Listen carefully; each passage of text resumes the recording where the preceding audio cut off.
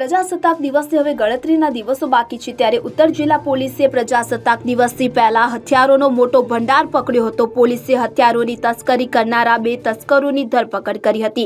ધરપકડ કરાયેલા આરોપીઓમાં એક હરિયાણાના રોહતકના અશોકનગરનો રહેવાસી ધર્મપાલ અને નિંદાના ગામના સુમિત તરીકે થઈ હતી। પોલીસે બંને પાસેથી 12 પિસ્તોલ, 30 કારતૂસ અને એક કાર કબજે કરી હતી। આ અંગે પોલીસ અધિકારી પાસેથી મળી આવતી માહિતી અનુસાર હવલદાર રાકેશ સિંહને બાતમી મળી હતી કે મેરઠનો વતની અનુજ ગેરકાયદે હથિયારોની સપ્લાય કરવા માટે મોરિસનગર આવશે। તે ધર્મપાલ અને સુમિતને હથિયાર સપ્લાય કરશે।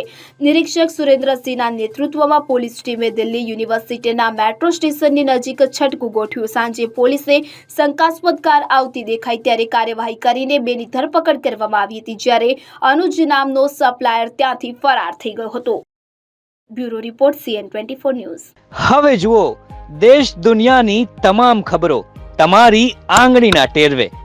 ઉઠાવો મોબાઈલ અને Google Play Store પરથી ડાઉનલોડ કરો અમારી CN24 ન્યૂઝ મોબાઈલ એપ।